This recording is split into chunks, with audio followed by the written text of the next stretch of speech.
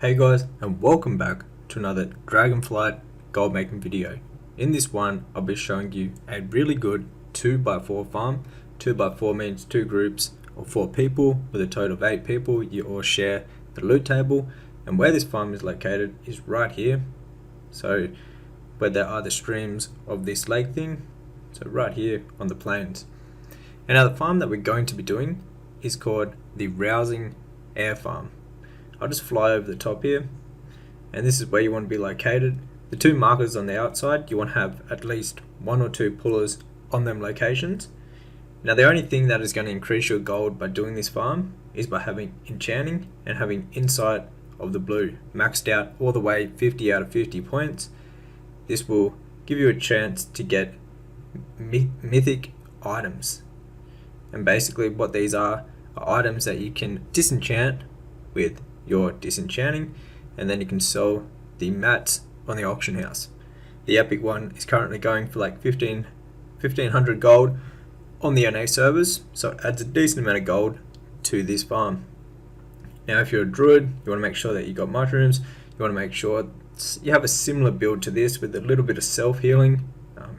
It always helps, and you want to make sure that you've got a bit of speed. And then I also use some food that will also give some bonus speed every time a mob dies. Now one other thing that you're going to want to need if you're a druid puller will be a mouse over macro for your sunfire, just to make it a lot easier to pull these guys. And basically your job as a puller is to pull it back to this big group of people here where we have the statue set up. Now if you're not a puller, you basically just want to be doing damage on the statue, or if you're the monk, you want to constantly have your statue placed down. So this purple side, you want to have at least 1 puller over here. Mobs are going to spawn on this side. This is where we've got our hunter set up. So as you can see, the hunter up on the top of the rock there, he's doing that side, and I'm doing the blue side over there, like the blue marker on the other side. So as you can see, if you're doing all the pulls, you just want to pull them, run into the statue right here where we have the star set up.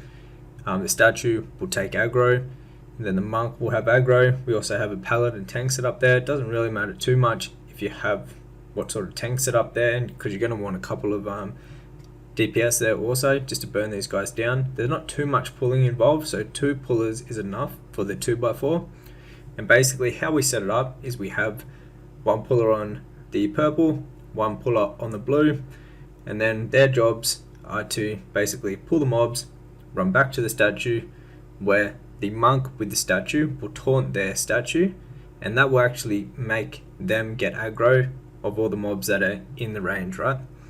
You can also have, like, we've got a paladin tank and we've got a druid tank, and then just some damage people just doing AoE damage. But basically we found out this is the best way to go about it. You don't need a whole heap of pullers to make this group and farming spot actually work. You only need 2.